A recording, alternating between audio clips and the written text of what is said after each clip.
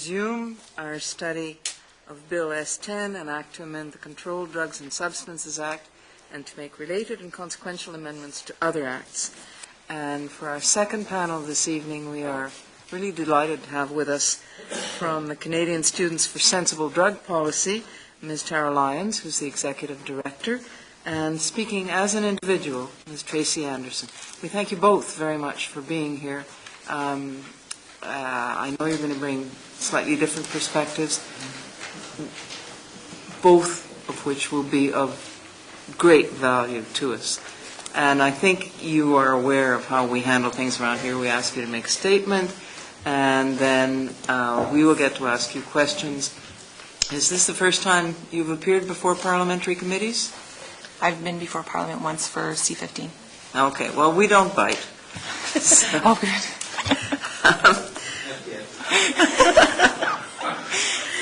So, Ms. Lyons, I think you're going to begin.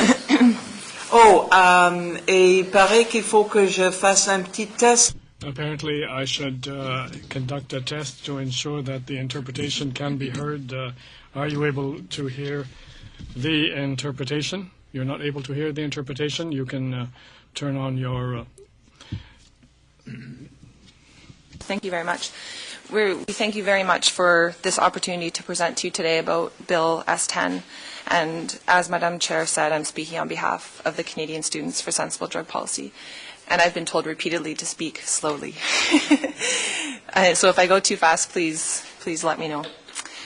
We have three areas of concern with Bill S10, and we feel has the potential to harm young people and youth. The first of which is we feel that incarceration of young people is not the answer. And we absolutely agree that we do not want to see gang activity, and we do not want to see violence on the street, and I won't be talking at that level. My expertise isn't in cartels. We're more interested in young people that are our membership. So we feel that the incarceration of young people is not the answer. And although we disagree with some of the principles of this bill and some of the intentions, we respectfully disagree with Minister Nicholson that S10 is a balanced approach. And we are concerned that this bill will, if passed, it has the potential to have devastating consequences for young people and to do the unintended consequence of not protecting them, and will not make our communities safer. And we have an example going on in the news right now. If you look to the tragic death of Ashley Smith in Grand Valley Institution in 2007, and her experience of incarceration is exactly why we need to keep incarceration as an absolute last resort for young people. And young people involved with drugs need a helping hand up and not a prison sentence, which can result in more harm. So our recommendation, given the evidence that mandatory minimum sentences for drug offenses do not deter drug use or crime, and the devastating impacts these sentences could potentially have on Canadian society, particularly young people, we recommend that Bill S10 be abandoned. However, understanding that this is probably not going to be the case, we're hopeful that you'll consider some of our recommendations that I've outlined below. So we are concerned with with the proposal to move some of the amphetamines and ecstasy, otherwise known as MDMA, into Schedule 1. Because young people use these substances at much higher rates than adults, this poses some very serious consequences for young people.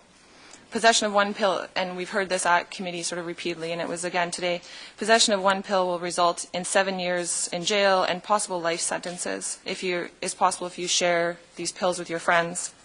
Senator Baker and Sergeant Sadler gave you evidence October 28th that individuals are charged and convicted with trafficking one pill of ecstasy at raves. So I'm not talking about a hypothetical. I'm not making up a scenario here. Therefore, there's a high likelihood that we would see sharp increases in the number of young people incarcerated for lengthy periods of time with this rescheduling.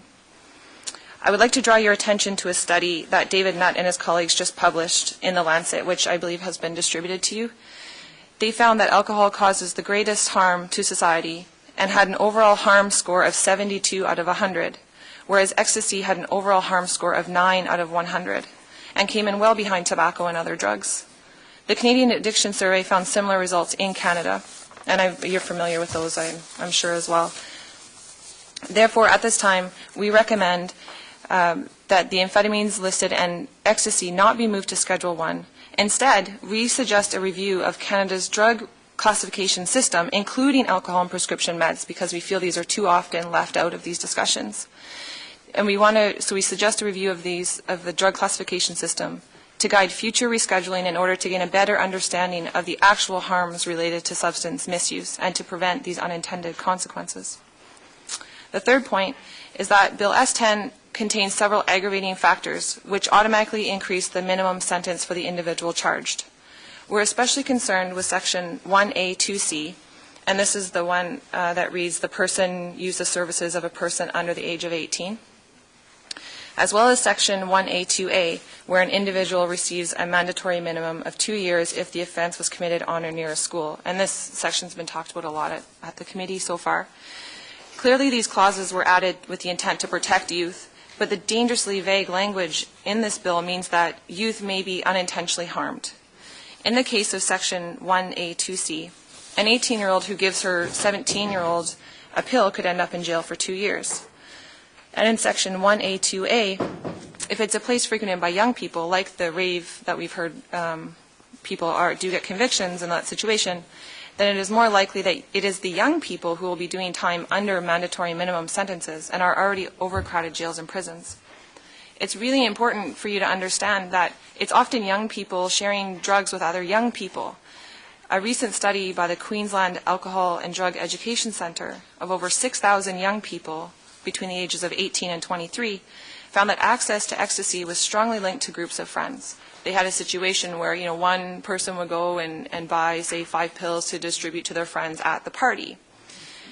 And this is often what we see, and young people are most often not getting their drugs from this scary stranger on the street, and yes, that does happen, but in most cases that's not the case, and instead it's peer networks that are the most common distribution patterns, and this is where young people are, sharing or selling drugs to other young people. And therefore, this section of the bill could have devastating effects on young people. Therefore, we recommend that Section 1A2A and Section 1A2C of the bill be removed. However, if these sections are deemed necessary, we recommend, like other witnesses have recommended, that the language be more precise to offset some of the potential unintended harmful consequences to young people. So to conclude, I urge you to look at non-anecdotal evidence of the potential harms of mandatory minimum sentences and the negative impacts on young people. We urge you to consider alternatives to S10 and to keep our young people and communities safe. We don't want our young people growing up in jails and prisons, and we don't want them getting their education there. Thank you very much for your time. Thank you, Ms. Lyons. And colleagues, the study from the Lancet to which Ms. Lyons referred is this one, which is in the great pile of documentation that you've received today. It's called Drug Harms in the UK, a Multi-Criteria Decision Analysis. And now we go to Ms. Anderson. Take your for allowing me to address the committee about this bill. I'm here for a different reason, obviously. Family's everything to me, and I've raised my children to be good community members through volunteering and staying active in our community, not being afraid to ask questions if there's something that they don't know, and to help out wherever they can.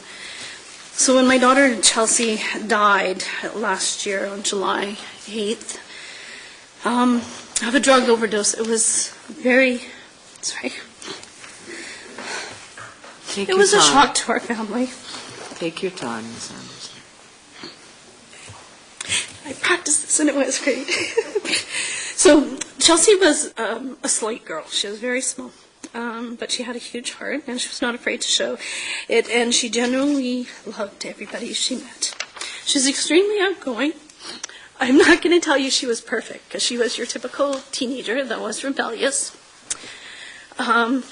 We definitely had our fights and battles, and when she thought she was right, she would definitely stand her ground, and it's something that I really admired, because until she was proven wrong, she was right. Her volunteer work in the community included activities like Yukon Sourdough Rendezvous and the Yukon Quest. She did join the Army Cadets, where she was a biathlete, along with moving up in the ranks before she aged out. During her last year in summer camp, she came home and announced, "I learned first aid, so if you have a heart attack, I can save you." So, she was a very caring child. Chelsea only had a few boyfriends, but none of them could keep up to her ambitious life. In the winter, she would be off skiing and playing basketball, and in the summer, she would be at the cabin, swimming in the lakes and our rivers, fishing, hiking, and in the mountains and camping.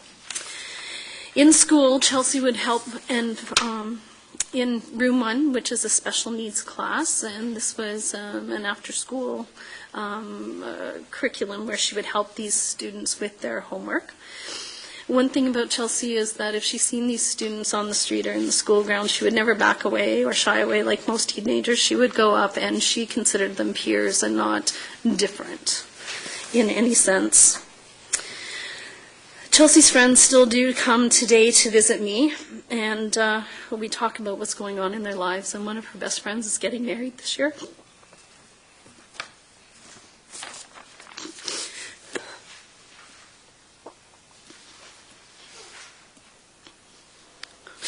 Something that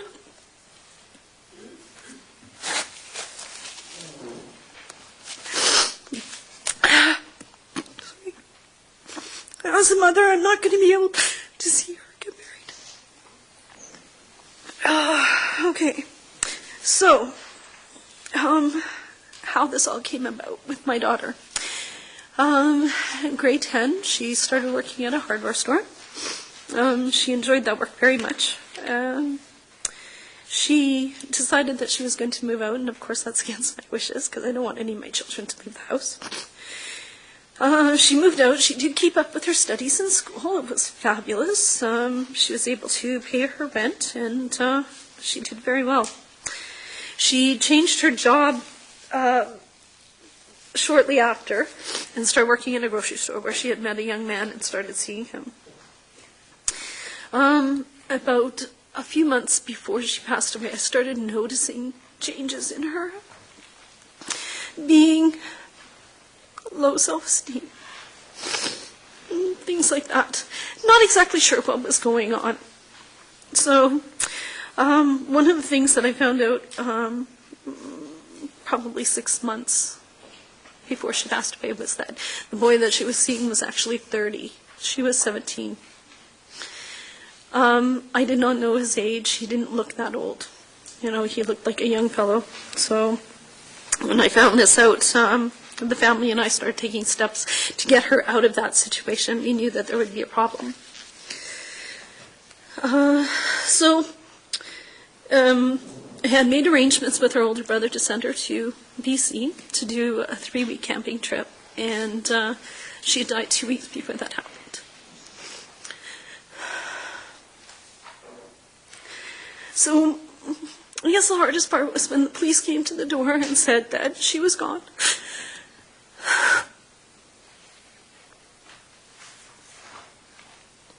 And the thing that surprised the family the most was that it was a drug overdose. It was something that she was totally against, was drugs.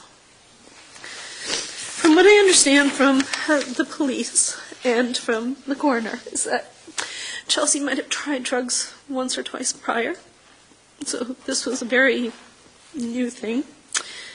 Her official death was a morphine overdose, and this was caused by a mix of cocaine and heroin. Chelsea was allergic to morphine.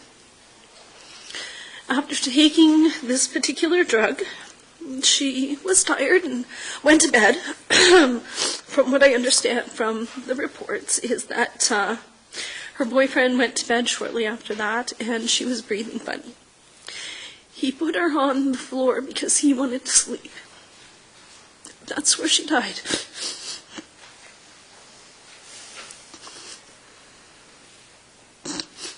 He was high, and he did not see